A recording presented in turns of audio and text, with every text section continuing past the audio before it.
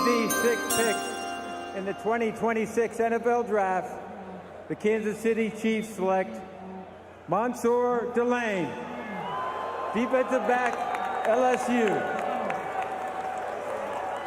Well, Mansour Delane transferred from Virginia Tech, went to LSU, and turned into an elite player and has worked himself into being the 6th overall pick of the draft by the Kansas City Chiefs, who made a trade with the Browns to get there. He's the highest defensive back drafted by Kansas City since they took Eric Berry, who was a terrific player, 5th overall in 2010. Kansas City lost 4 defensive backs, 3 corners. They had to get a corner. Yeah. That's why we saw them move up to get the best corner in the draft. You lose Trent McDuffie, who's a Pro Bowl guy. Yeah. You better have somebody to fill his shoes, and there he is. This guy is an exceptional cover guy. Mansour, he covers people and mirrors people out of routes as well as anybody I've seen this year. Plays a lot of bump and run, you can see. And his completion percentage against him is the lowest of any corner in college football this year. So this guy's fantastic. So here you see him on getting the pick. I love this guy. I'm a DB guy. So anybody that can cover and break on the ball. And this guy's pretty physical, too. You know, he's not afraid to tackle and run support. And we say good morning to you on a Wednesday morning here. Buddy Sanji back in the house here with Jonathan Poche, Marty Campbell, as always, behind the cameras on Tigers Roar. Another edition of Tigers Roar. And we hope that you are doing well. Hard to believe, JP and I were talking about this, hard to believe that the month of April is basically gone. That's right, this Friday, May 1, and just on cue, folks, May showers. We could have some of them coming in this weekend for LSU baseball. You see Mansour Delane with his special night, Thursday night, being picked by the Kansas City Chiefs. Oh, by the way, Garrett Nussmeier getting the call in the second round to the Kansas City Chiefs. Saints had a relatively good draft considering what they normally do, but JP will give us his tidbits on that. LSU baseball, as you know, we can take the sunglasses off for a second or two, but LSU baseball makes you put the sunglasses back on. Inexplicably, they did get a win over Southeastern last night, 12-4, but they have been breaking records. And JP, good to be with you as always. And you and I had discussion. Look, JP had a better pulse of LSU football last year. Said, Bud, man, I'm not feeling it. I told JP relatively early this year, not feeling it with LSU baseball. And they have lost 9 consecutive SEC games. Gotten swept by Mississippi State for the first time since 1985. And if you're struggling with your math today, that is 41 years. But they will host South Carolina this weekend in and out of the weather. Of course, as we know, all of our great sponsors hope that you are doing well. And JP, good to talk with you. A variety of topics. We've got plenty of spring football tidbits. Kim Mulkey bringing in a big from Spain and a guard, as well as Will Wade. Everybody asking the question about what Will Wade's doing with recruiting. He's overseas right now, recruiting some internationals, and softball still going relatively strong. They are a top 20 team. And so, as always, we will also talk about the Saints and the draft. JP, good to be with you. And as always, kind of miss you, man. We've both been busy, and schedules have not allowed us. But back in the saddle over here with Tigers Roar, good to be with you. Yeah, appreciate that, Bud, man. Great to be back. Of course, the Poche family was going through it a little bit last week with a little scare with the patriarch of the family. My dad had to go to the hospital, but all is good. Appreciate all the prayers out there, and should be backing up and running here shortly. A lot going in the world of sports, Bud, man. Of course, the NFL draft, huge ordeal, huge turnout in fans, over 800,000 in attendance. It looked like Woodstock out there. Crazy views of that big crowd, but it was quite the spectacle. There was lots of talk about the Saints pick. Of course, they were at 8. Would Mansour Delane fall to them? You saw in the intro, he absolutely did not. The Chiefs draft number 6 overall to replace Trent McDuffie, who they let walk in the offseason. So congratulations to Mansour Delane and the rest of those Tigers that did have a good draft night, and all those guys that didn't get drafted that then signed with teams as free agents. So congrats to those guys, and we look forward to what comes next in their NFL and football careers. Of course, baseball still going on. You mentioned it's been a rough few weeks, Bud, man. Of course, I'm a huge Jay Johnson fan. I think he's the best college baseball coach in America. I was trying to give him all the rope he could possibly have to turn this group around, but he said a couple weeks ago at a press conference they just don't have the guys this year, and I believe they'll turn it around quickly. They will not have back-to-back seasons like this. To be at the bottom of the SEC is not a place you expected this roster, this coaching staff, these guys to be in. But unfortunately, with I think 9 games left in the season, there's not a lot to play for, except for next year. And they've gotten a lot of guys that should be in purple and gold uniforms next season. A lot of playing time these last few weeks. You've seen a lot of young guys step up into new roles and have new starting spots. So, yeah, it didn't work out this year like LSU baseball fans hoped it would, me included. I thought they'd be at least flirting with those Omaha Steaks this year, but you called it, Bud, man. You certainly saw the writing on the wall. The pitching wasn't good enough this past weekend. Mississippi State, the offense scores 8 runs a game and can't win a game. Unfortunately, defense hasn't been real good in the infield this year, which I thought that would be a strong point outside that outfield group for this defensive team. And it's never came together, Bud, man, and that's baseball sometimes. There's a lot of factors, both physically and mentally. You deal with injuries. Of course, you lose Jake Brown, the best player in the country, in my opinion. That's going to hurt, and LSU certainly reeling right now, dealing with some injuries.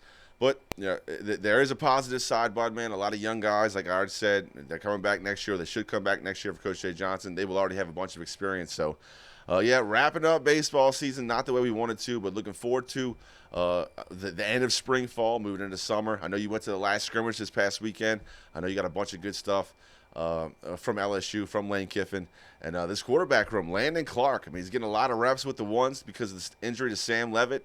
But he certainly made the most of his opportunity. A bunch of other guys doing the same. So a lot to talk about, and happy to be back here. Don't forget about our YouTube page while I have a second. I want to mention, go to our YouTube page at youtube.com/Pelican Broadcasting. Everything we do here at Pelican, all the Tigers Roars, are all there archived right there for you. So while you're at the page, go ahead and click the like, notification, and the subscription button if you haven't done already also. That'll certainly help us with the algorithm and let you know every time we post something new right there at the YouTube page. Yeah, and quite frankly, folks, I don't think I'm going to tell you anything earth-shattering here, but this has been one of the worst athletic years that LSU has had in a long, long time. It has just been a lot of bad luck. Going back to baseball, look, you had Kate Anderson, you had Anthony Eisen, you had Chase Shores. And Shores developed into an incredible flamethrower and was awesome out the bullpen last year. Kate Anderson and Anthony Eisen were high draft picks, and they're continuing to do great things as they try and get to the major leagues. I think both of them in AAA right now. You didn't have the pitching. You didn't have the consistency with the hitting. And the bottom line is that Jay, and he will admit to this, JP, he just missed on the portals. When you are trying to construct a team, I don't care what sport we're talking about now. You don't build a program anymore. You build a team because there's very little retention. There's always tampering from other schools. And then you have to bring in guys. And last year, LSU was at Omaha. And while they were winning that 8th national championship, second all time, obviously the USC.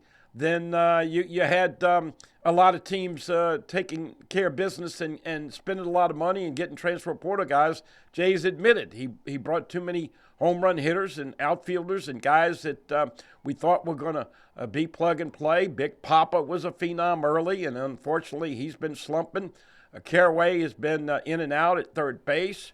Obviously, you talk about Seth Dardar at second base has not played much lately, been banged up a little bit. Mm-hmm. I mean, go on and on and on.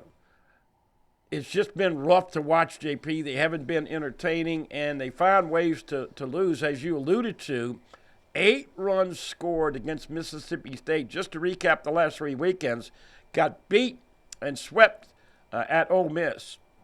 Came back to play A&M. JP, they were not ahead. Yeah. One pitch. Yep.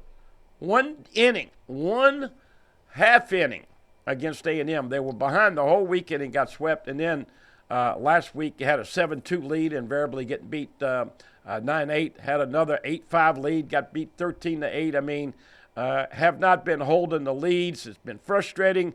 And what happens then is that you push buttons and they have not worked. I got to ask you something since you're a coach with the little guys. But one of the things that my guys that have been calling in and talking to us about baseball, this shift has raised many an eyebrow. Do you do that with your little guys? And because Jay justifies it with analytics and all that, and I tell you, it certainly looks like it hurts them more than it helps them, JP. Yeah, unfortunately, Bud, man, the mistakes seem more glaring in the shift. And to answer your question, no, we do not shift the infield. Sometimes we'll rotate the outfield a little bit one way or the other, depending on if it's a righty or a lefty. But no, don't play a big shift. And when it works, great. You feel good. You had the scouting report. It paid off.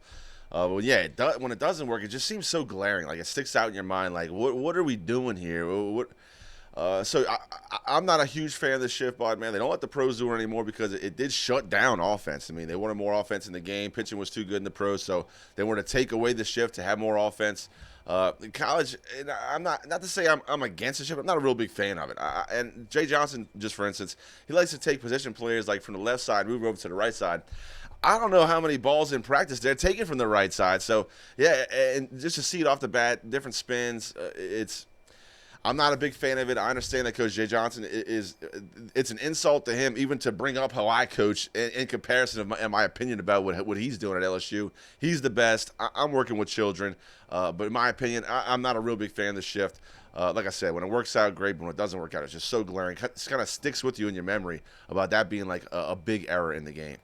And, of course, the other thing that LSU baseball has had to deal with, and you don't normally talk about this so much with baseball as you do with football and basketball, but an inordinate amount of injuries. Cooper Moore, who was their number 2 pitcher pretty much a bunch of the year, is done for the year. Of course, Kason Evans, we are hearing possibilities of him being able to throw on Friday against Carolina. They scratched him last week against on the road against Mississippi State. John Pearson and Stanville have battled hammies. Jake Brown, as you alluded to, out for the year with the broken hamate, which is the Warren Morris injury. And so they have had all of the bad luck. And you know me, I got to throw this in here. SEC umpiring. I can't wait. Now, I probably won't be on the air when it actually happens. I may be done in the rocking chair and having fun talking about the old days. But one of these days, JP, they're going to have the ABS system where you can challenge. And as we are finding out with the major leagues this year, these guys miss a lot of balls and strikes. And when I talk about the SEC and I'll talk about college umpiring, it leaves a lot to be desired. I still think it's the hardest thing that coaches have got to do. A young man throws the ball on the corner at 2-2, doesn't get the call, grooves the plate, and then gives up the 3-run homer. And the next thing you know, he's got the screaming red, you know what, because he didn't get the call from the umpire. So anything that could go wrong, but when you look back at this year, football, you fired the coach, you fired the AD, you fired the men's basketball coach. Women's gymnastics had a robbery in front of the nation. What a cheat job. Those Lady Tigers were on the bottom end of it, the back end of it, as they were poised to win their second national championship. They are number 1 ranked in the country all year long on floor, and yet Oklahoma, with their final rotation, was on floor. JP, they got the 1st, 2nd, 3rd, 6th, and 9th highest floor scores. Do one little tumbling, prance around, shake the booty, and smile, and all of a sudden jump up and down like that, and you get a 9.935 or whatever. Absolutely highway robbery. As Jay Clark says, Oklahoma gymnastics is the 800-pound gorilla. I respect their softball program a lot more than gymnastics, but it's a shame they had to beat the judges, and they even froze LSU on the balance beam after the first lady was on the balance beam. 4 minutes before the next young lady got on there, they iced her, they froze her. She automatically gets nervous. Of course, you're waiting around that long, and then falls off the beam, and it put pressure on the rest of them. So if you could talk about a perfect cheat job, I'll give you an analogy, JP. It'd be like if LSU's at Ole Miss the third weekend of the year, and LSU scores on 3 consecutive touchdown passes, and the referees call holding on all 3 plays, and none of them come back, and you get no score. It was absolutely but that's what you get with gymnastics and that type of scoring. So you just hadn't had any breaks, and look, it's tough, but the reality of it is that it's been a bad year for LSU athletics. Yeah, Bud, man, you're right. I mean, you're truly right. You bring up a lot of great points, but there is a silver lining in there. There is a glass half full. Even with the down year, you fire the football coach after you spent what you thought was going to be a ton of money in the NIL portal world, and a $14 million. Now it turns to $40 a year later. But look, with all that being said, with a down year for the athletic department, you were still able to get the highest valued coach in college football to leave a program that he took to the playoffs right before the playoff run. Not because he chose, but that's how it worked out. But still, chose the brand LSU. It was more powerful than another, prominent SEC school. And then he went to the portal, and you cherry picked whoever you wanted. Look, they were giving out good deals, lots of money, great sponsors, great boosters here at LSU, facilities like no other. So, yeah, I get there's a lot more going into it than just the brand of LSU. But even in a down year, it's still good to be an LSU Tiger. No doubt about it. Hey, we'll take a quick time out, come back, let you hear from Lane Kiffin, talk some spring football. Going to go through the roster, go through the tidbits, go through the big key points that you need to get ready for. It is going to be, and hopefully, as most of you know, kids are getting out here in another 3 weeks or so. When you go to the beaches of Florida and wherever you're spending your money, there's going to be a lot of sand kicked up on your purple and gold beach towel this summer. So wear the black hat, because with Kim Mulkey, with Will Wade, and with Lane Kiffin, LSU is the black hat of all of college athletics. And hopefully this starting September, things will turn the better and positive way. Or are they going to make the playoffs? Way too early to tell. We'll start to get into and dive into LSU spring football right here on a Wednesday edition, the final Wednesday in the month of April 29th, right here. Pelican Sports TV with Tigers Roar, Buddy Sanji, Jonathan Poche, Marty Campbell, and our owners, Bert and Alan. Hoping that you and yours have a great summer. Back right after this.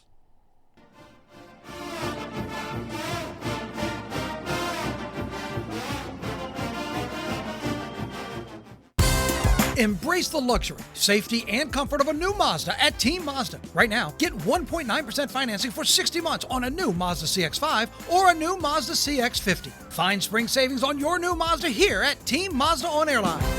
When I started this practice over 35 years ago, I had one goal: to treat every patient like family. And over the years, I've watched kids grow up in this office, come back as parents, and now I'm seeing their kids in the same chair. That kind of trust, it's not something we take for granted. This isn't just where we do dentistry, it's where we make people feel at home. Frugier Family Dentistry, where you treat it like family. Call or visit FrugierFamilyDentistry.com to schedule.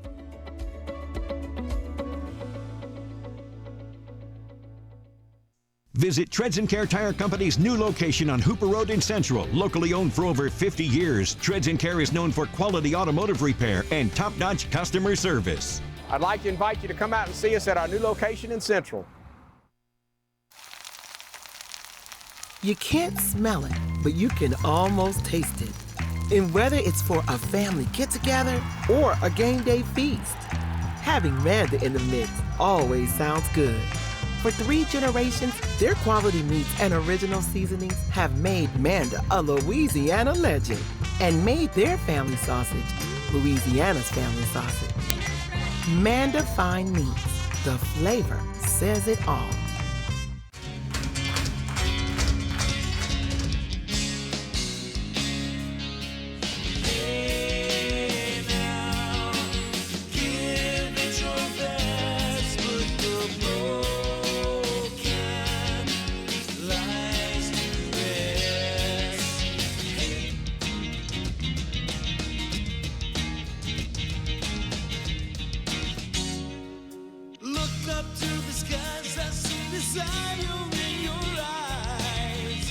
but you can't keep it in your heart. 'Cause misery loves company. 'Cause misery loves company. Cold and hungry like a dog in the street. I get a raw deal every one.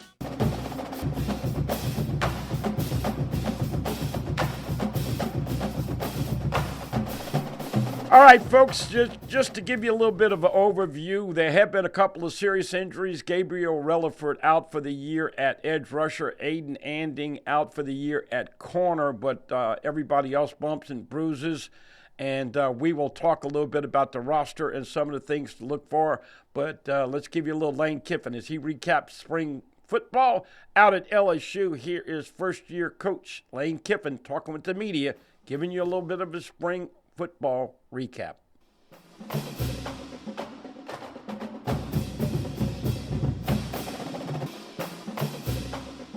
I thought the offense was in really good rhythm for the second Saturday in a row. Made a number of plays. The system was kind of working as far as tempo and spreading the ball around. We held after the first series a few defensive players, so that obviously helps in that situation. But I was very pleased with that. It was a good feeling coming out of, we actually threw 7-on-7 first, which we normally wouldn't do, just so Sam and really a number of other players, including Witt, were able to do that they wouldn't have been able to do team stuff. So that kind of felt good too, seeing everybody out there together. Yeah, Lane, just the spring as a whole, did you get what you wanted out of it? What's your comfort level kind of going into the off season? Yeah, like I mentioned, I think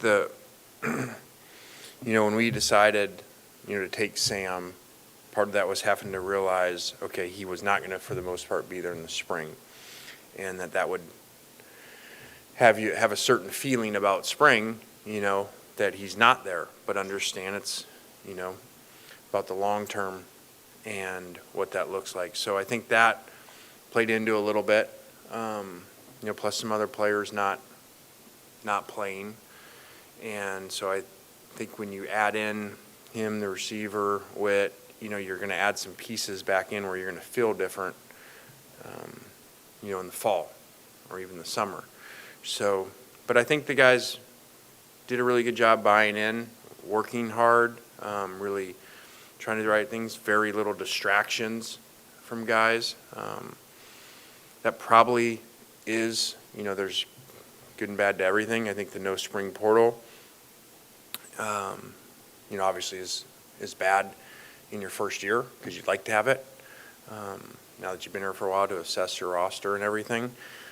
But the good part is you don't have the problems that we had before, when everybody getting calls from other places and in the middle of spring ball already thinking about are they going to be here or they don't like their play time. So from that point, that helped limit distractions. So I thought they did a good job that way. I think we have a long ways to go with learning our systems inside and out and making sure that we're using players in the right spots and not just running our system because that's what our system was in all phases. So, Coach, how did Sam perform in the 7-on-7, and what does he still need to learn about when it comes to this offense? Yeah, Sam did a good job. I mean, he only played 8 plays, but threw a touchdown on his first play and a very deep ball that probably would have went for a touchdown, so that felt good. But he's doing a great job. I just met with him this morning on some things, and he's a really competitive, want to be great, want the team to be great. He's in a really good place that way, and just still working through his foot and then getting out there and being able to play with the guys more. Hey, Coach, I just want to ask you about a local kid, Bryson Martinez. Obviously, he was playing high school ball in the fall and immediately out here. How did he come along this spring, and did you see what they did with him at EA, all the different things, his skill set, catching, running, throwing? Yeah, he has a really good skill set, really stood out, as a guy that eventually be a premier player. At one of the spots probably left, but I was really pleased in that. You really don't know with high school kids till you get. I mean, like I say, everybody thinks you're supposed to, that every high school kid that's ranked this is going to be this, and they miss in the NFL in top 10 picks with all that information. So you never really know till you get him.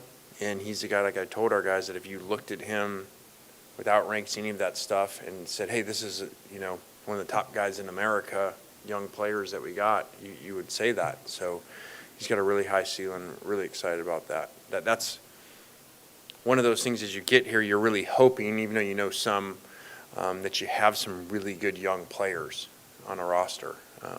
Your freshman class that already played there, and then the incoming one. And, because otherwise, to get upperclassmen in 2-3 years from now, you'd have to go all portal to get them. So that was really good that he was part of that. Hey, Coach, you had said at the start of spring that talking about no portal window after spring ball and this is it type thing. What's your evaluation now that you've had 15 practices, some injuries, all that, where you're at depth-wise and kind of getting ready for the off-season? Yeah, I've been very open about that. I wish that there was another one.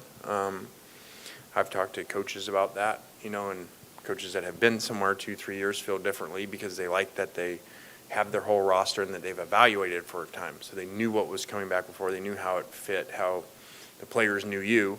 But in your first year, yeah, I don't think many coaches would say that, but if they were honest, they'd probably say that they wish there was one. But there isn't, and so, you got to look at it more like old college football, not the NFL, which otherwise it's become like the NFL, meaning you're moving through free agency, trying to improve your roster, where the old college way was this is what you had, period. There was no portal, and you got to develop those guys. So that's our challenge to our assistant coaches is, hey, there's nowhere to go, so let's make sure we're developing our guys the best we can and looking at what they can do, not what they can't do.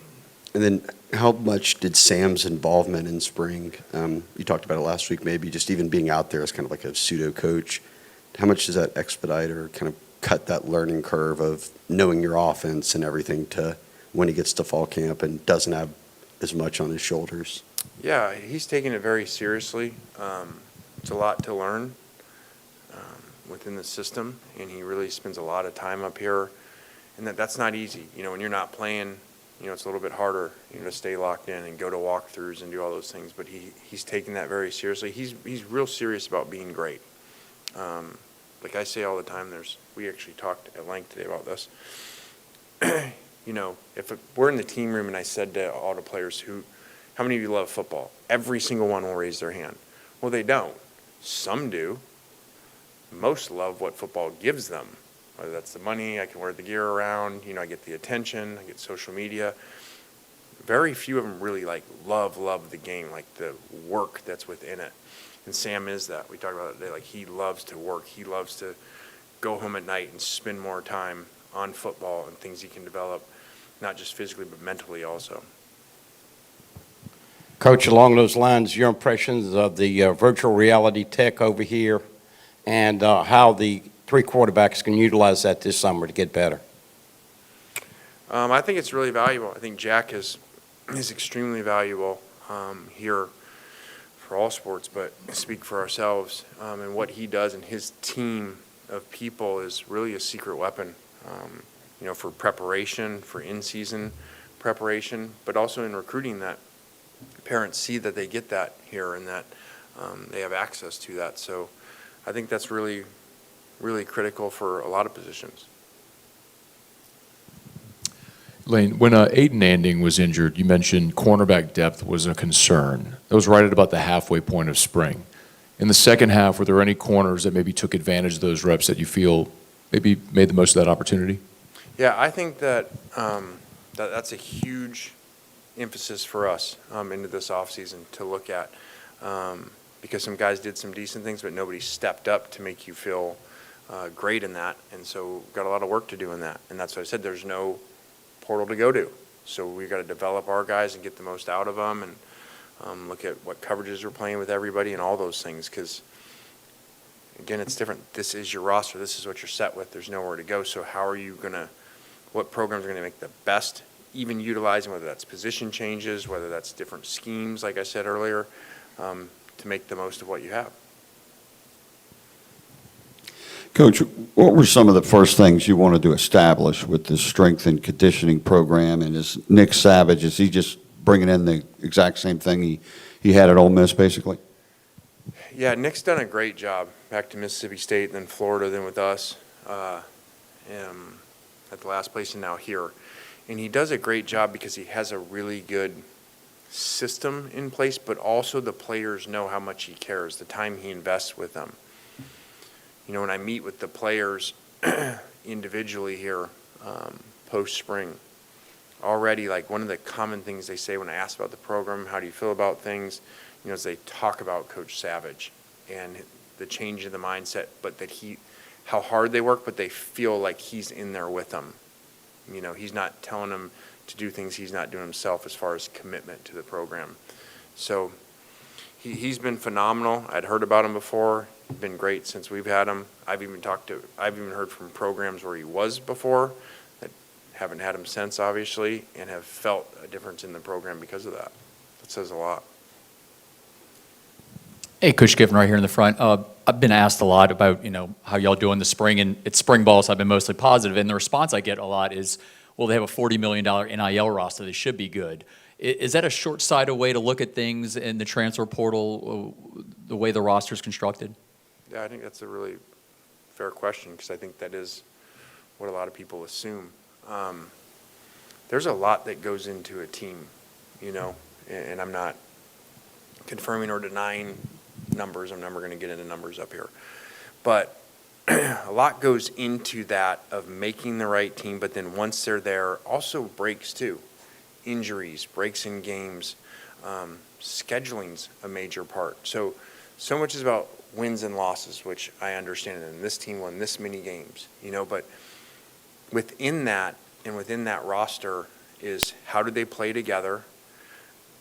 What breaks do they get? How well does the quarterback play, especially? Because you can do all these things and have these spots, and you'll see it around the country. Look at the draft. There's some teams that have a ton of draft picks, didn't have great quarterback play, and then their record's reflective of it. The record's not reflective of people that don't have a right guard playing well, but have a really good roster around them. So remembering how valuable that position playing is to that. So that's not a recipe. Wins and losses are never ranked by payroll. A lot of things, you got to do a lot of work within that and get the right guys, and they got to mesh together. And like I said, scheduling is so much more important than people think. And who you play, what time do you play? Is their quarterback happen to be out that week? Or around the country, it's just different than the NFL. You got these teams, like I saw the thing somebody sent me where you got teams playing where they play their entire conference schedule and play like 5 to 9 draft picks on the whole schedule. Like we play that like a lot in one game. So that's a big difference. I know it's been a topic discussion why they need to figure out how to change the value of schedule and how much that means, because I joke and I say to you and I are whatever, like pickleball partners or tennis, whatever it is. We can schedule in this room of all these teams and pick those teams over there, and we can go 12-0. We're the same team. We go play them and play the same games. We might be 8-4. So it's just our sport hasn't figured that out, and I feel like basketball has. Of course, everybody knows that LSU is bringing in 60 new players, 17 recruits, 43 from the transfer portal. Only one portal this year, JP. I think the NCAA's got to fix it. The signing period last year was a cluster, as we know, with Coach Kiffin. And right now it's kind of hard to know whether they're going to be expected to win 8, 9, or 10 games, but it should be more optimistic, and it's just hard to fathom, JP, that Will Wade's coaching basketball, Lane Kiffin is coaching football, Verge Osbury acting AD. I mean, a lot of things have happened. A lot of things have changed, but man, oh man, the night of September 5th when LSU tees it up against Clemson, the nation's going to be watching, because that will be another opportunity to show that Baton Rouge and LSU has the real Death Valley. But a little early for us to prognosticate. During more future shows during the summer, we'll get into personnel. But JP, I think a roster, but I don't know how many difference makers. But we did see a mock draft for next year. And there are 3-4 guys that could be potential first-round draft choices. Of course, Jordan Seaton, the left tackle, obviously Trey Green, the tight end, and others. And so interesting to see what LSU football, how much optimism you have for LSU football as well as the Saints. What's your mindset going into the summer? I'm optimistic about football this year, Bud, man. I mean, it's a new chapter. It's a new start. At least for LSU. Of course, it's year 2 for Kellen Moore and the Saints. Tyler Shuck, they totally revamped that offense, kind of built around him, showed that they're all in on Tyler Shuck. But LSU is another story. They brought in a lot of talent through the portal, Bud, man. Paid a lot of money to get some good players. And on paper, Lane Kiffin likes the roster, but they haven't even tackled that practice yet. No. They don't know anything about the physicality. They totally revamped the offensive line, the wide receiver room. Brought back a couple of running backs. There's a bunch of new guys in there. And Sam Levitt has only played a couple 7-on-7 plays. He hasn't been really doing any team drill. He got the pins out of his ankle, I think, like 3 weeks ago. So still a lot of question marks, Bud, man. Still thin at cornerback. Might have to change some positions for some wide receivers or some safeties. And truly, you're going to have to fit the scheme to the athletes, to the players that you have. The good thing for LSU is Lane Kiffin and his staff do a great job of that on both sides of the ball. Of course, you know Blake Baker and what he's able to do with his players, but Charlie Weiss, I think, is going to be a fan favorite real soon here in Baton Rouge. Guy is very smart, total football IQ. Grew up in the business, as you know, had a dad that coached a long time, both pro and college, so he's seen everything you can throw at him. It's just, putting the X's and O's to fit your personnel scheme, and I think LSU's going to have a great time. The offense is going to be exciting for both LSU and the Saints. A lot of tempo with LSU, and the Saints added a bunch of speed in the draft, Bud, man. So I am optimistic. Don't know how many games each team's going to win. I think you're just looking forward to watching some more, though, which is a good thing for football fans down here in Louisiana. Hey, don't forget about our great sponsor, Goodwood Grill. Good food, good times, good friends over at Goodwood Grill, corner of Terra Boulevard and Goodwood Boulevard, 927-7550, the old-fashioned way, www.goodwoodgrillbr.com. Anything you want, great lunch specials, chicken, shrimp, obviously gumbo, hamburgers, best hamburger around, and JP and Marty like to go over there. Always great, consistent food. Goodwood Grill, we always tell you, always a thrill when you go to Goodwood Grill. 927-7550. Give them an opportunity. You won't be disappointed. Quick time out. We come back with more. Couple of LSU players, as well as getting into a little bit of the Saints with Mickey Loomis and, of course, Kellen Moore. Back here on a Wednesday edition of Tigers Roar, right here. Buddy Sanji, Jonathan Poche, Marty Campbell, right here on Pelican Sports TV. Tremonti's has meat. Tremonti's has seafood. Tremonti's has much more. Tailgating and home gating platters. Huge wine and liquor selection. Beer and all the spices you need.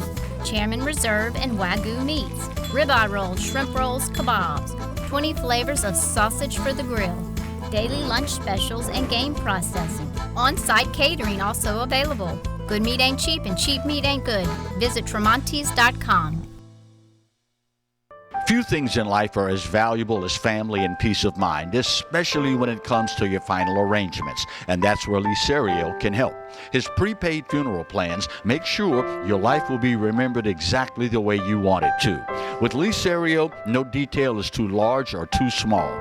Call Lee or his wife Gretchen at 225-315-6329. Let Lee Serio give you and your family the peace of mind you all deserve.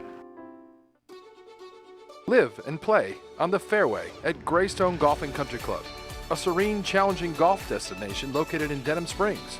For tee times and membership opportunities, go to GreystoneCountryClub.com. Ready for a new truck? Then now's the time to get set and go to Team Toyota. Drive a new 25 Tacoma for just $299 a month, or get 2.99% for 72 months on a new 26 Tundra. It's time to save on your new Toyota and join the team at Team Toyota. Treads and Care Tire Company announces its new location on Hooper Road in Central. Locally owned for 50 years, Treads and Care is known for quality automotive repair with top-notch customer service. Treads and Care offers the convenience of shuttle service and pickup and delivery of your vehicle. You can also enjoy the comfortable customer area, complete with workstations, high-speed internet, and a complimentary coffee bar. I'd like to invite you to come out and see us at our new location in Central. Treads and Care, the tires you need and the service you want.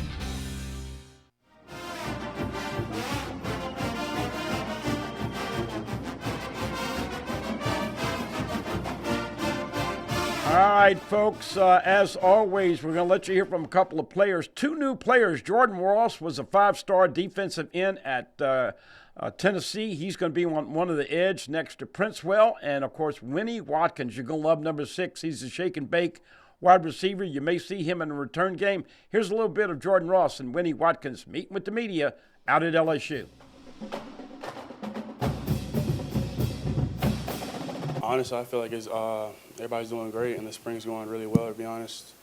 Honestly, I feel like it's forming into a brotherhood, to be honest. I feel like because everybody, since everybody came from different places, you would think, like, not everybody's together, not the team's, like, not doing so well. But honestly, I feel like all the transfers that came in, and it's like we just bonded as soon as we met each other. Hey, Jordan, it's Reed Darcy with The Advocate. So tell us why you came down here. What led you to transfer to LSU? Honestly, I had to find a new program. I had to find a new program. I didn't. Oh, sorry. I had to look for a new start. I had to look for a new start after my defensive coordinator left. He got left, and my other coach left. So I wanted to start off fresh, to be honest. And I seen Coach Lucas left his South Carolina job to go to LSU, and I did my research on Coach Baker and how he ran his defense. And honestly, it really fit my play style and how I can be better and be put in a great system.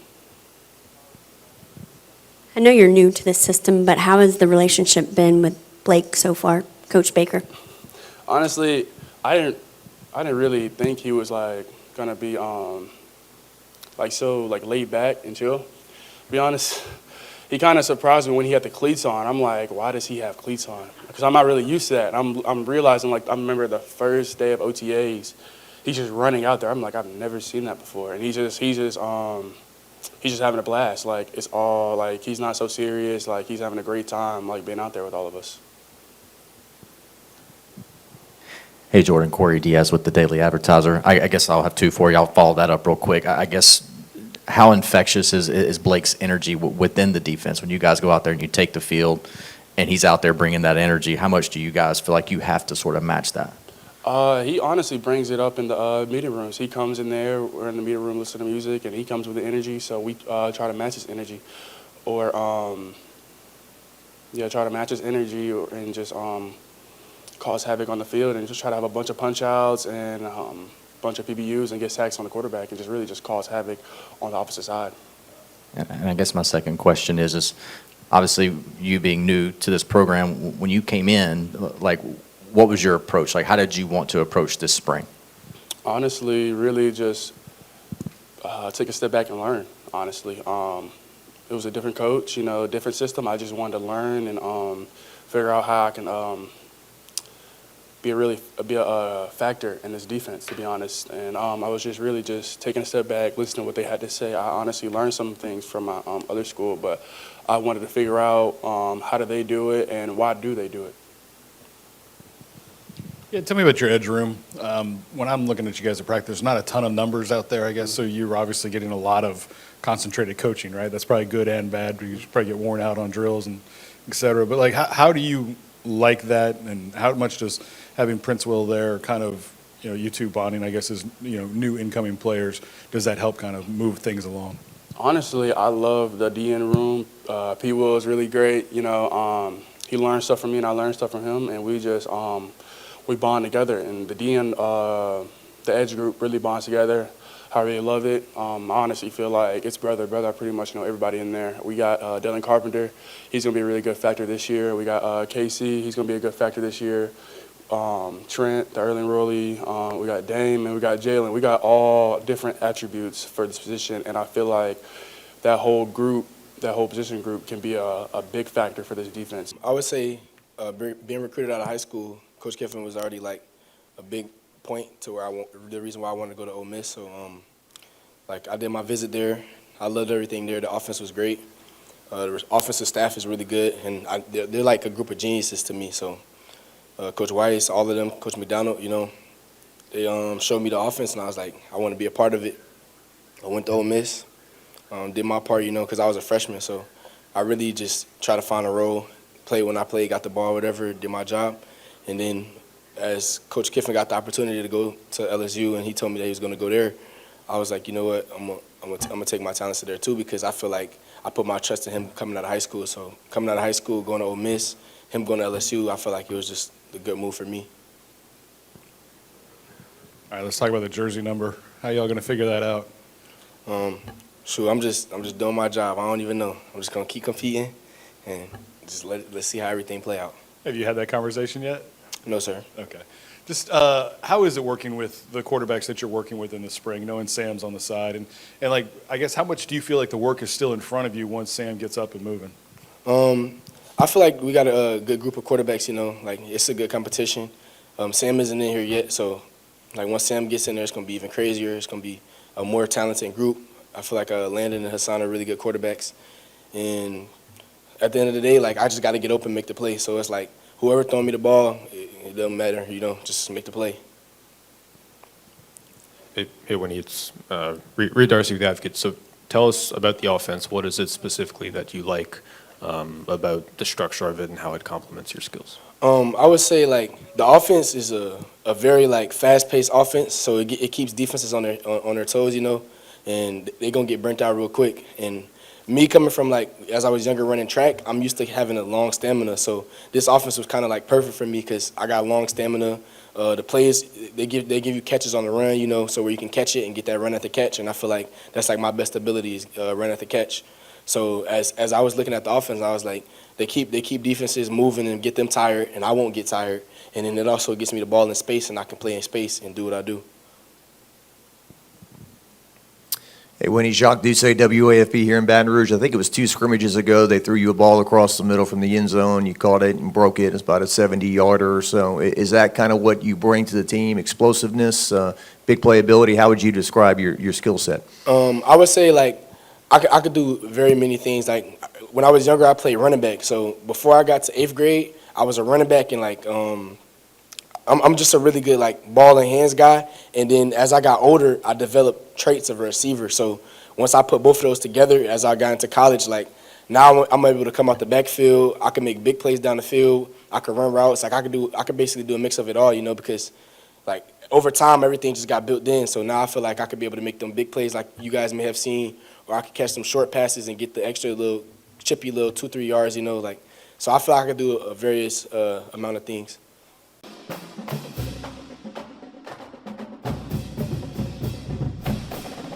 And we welcome you back. Jordan Reese, Ross, number 29. Winnie Watkins is going to wear 6. I'm not sure what Cabo was talking about. Husan Longstreet does also wear 6. He will probably get another number when we get to the fall, as you know, you can't wear the same number and be on the field at the same time. Of course, T.J. Daugherty, number 6 for Ole Miss. JP, let's kind of do a recap of LSU. Here are the things that I'm looking for. Need some depth and size at corner. Want to see if the offensive line is going to be appreciably better. A lot of skill, talent, a lot of wide receivers. But let's be honest, JP, the future of LSU football this year, as far as how far it can go, you need both Sam Levitt and Whit Weeks to be healthy. Whit has participated a little bit. Sam's about 75%, expected to be full go maybe by the end of June. That would give him a whole month to get ready before camp. But anything other than those topics that you want to bring in before we get into some Saints talk? I could just say that I bet I bet. Lane Kiffin, I bet Lane Kiffin is happy that they went the direction they did with Sam Levitt, not the other route with that kid who leaked the contract out of Texas Tech. So I bet he's pretty happy about that. Well, you're making fun of it, and look, we're having fun of it because, folks, this kid had a history of betting. We're talking Brendan Sorsby, who was at Cincinnati. LSU tried to get him over here, had a visit, but it didn't work out. They didn't fry fish. He ends up going to Texas Tech, where his girlfriend is a volleyball player, and he has a big problem on his hand with gambling allegations. With all this NIL money and all this money these kids are getting now, JP, gambling is at the forefront of some of the things they've got to try and consider. Oh, by the way, getting ready to be announced here shortly that the NCAA big dance in basketball, JP, an additional 8 teams. There will now be 76 teams with the basketball championship March Madness, adding 8 more teams. And so I don't know if that's good or bad, but I do wish there was another portal for college football. Yeah, I know Coach Kiffin also wishes there was another portal, at least for this season for college football, with some injuries that they're dealing with and really having to engage a whole new group in offense with new coaches.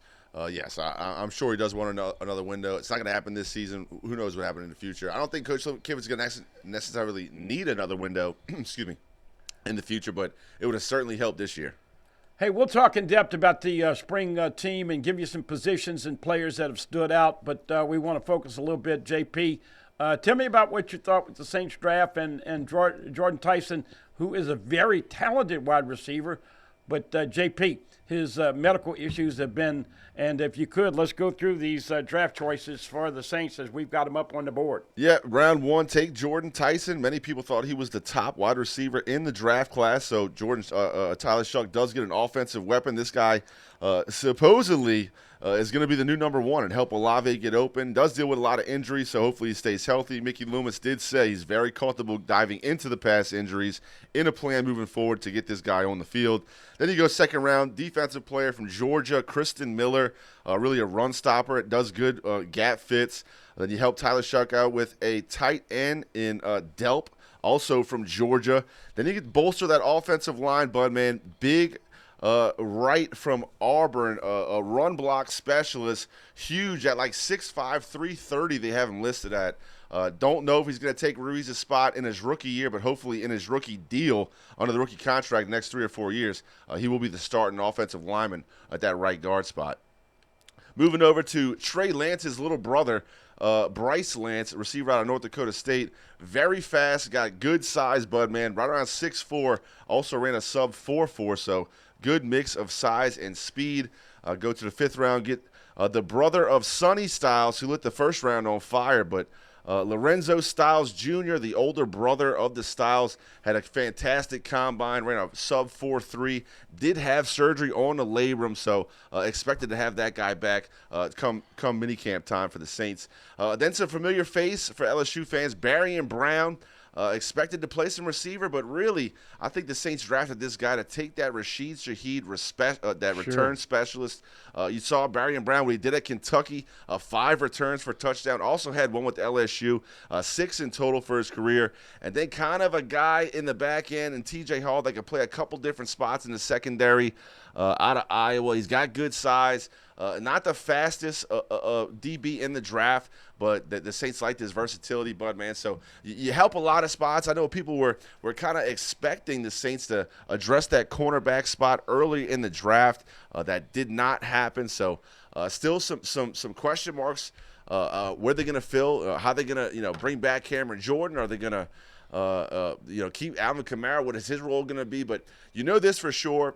Kellen Moore, Mickey Loomis, the New Orleans Saints organization are 100% behind Tyler Shough, their second-year quarterback. They tried to revamp the offense. They added a whole bunch of speed, added the guard in Edwards from the Buffalo Bills in the offseason.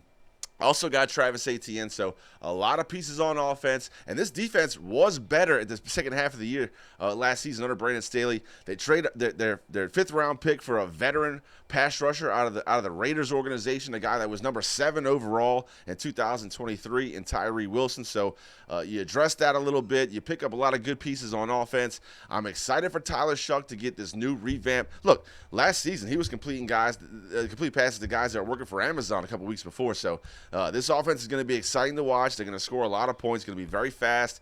And going to be very versatile. That's the thing that you say about all these draft picks. These guys play a bunch of different spots, and they can help you in a lot of different ways. So excited about the Saints. Look, they didn't trade up, and then they drafted an LSU player. So Mickey Loomis kind of joked in his press conference that there should be no questions because they didn't trade up. They drafted an LSU guy. So lots of good stuff going on. Lots to be optimistic about, Bud, man.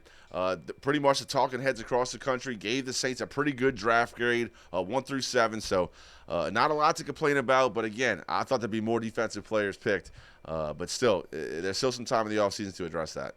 And we will certainly address the Saints, Mickey Loomis and Kellen Moore. We'll let you hear from that. We just kind of give you an overview as we want to thank Bayou Apparel, once again, one of our great sponsors, everythinglsu.com.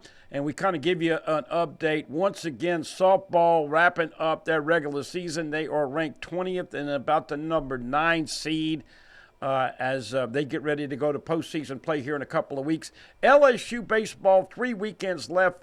Carolina here this weekend. Obviously, you need to win at least 2 out of 3 if you're going to turn this thing around. Then they're at Georgia. Everybody knows that Georgia's been hitting a lot of home runs and very good with Wes Johnson. And then you wrap up hosting Florida. JP sitting at 6-15. Can they win 3 or 4 more games? What's it going to get? What's it going to take? And do you feel like they've got any chance of getting hot and getting in postseason play? Unfortunately, and I've been an optimist this entire time, but, man, unfortunately, I do think that this season is going to end after the SEC tournament. Not sure how many games they're going to play in the tournament. Of course, all the teams make it this year, but it is single elimination.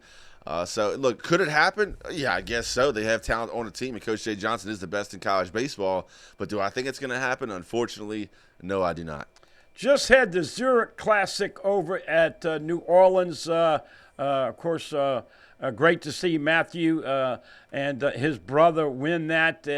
Fitzpatrick won it. It's a great event. But now we get news, JP, bad news. Live.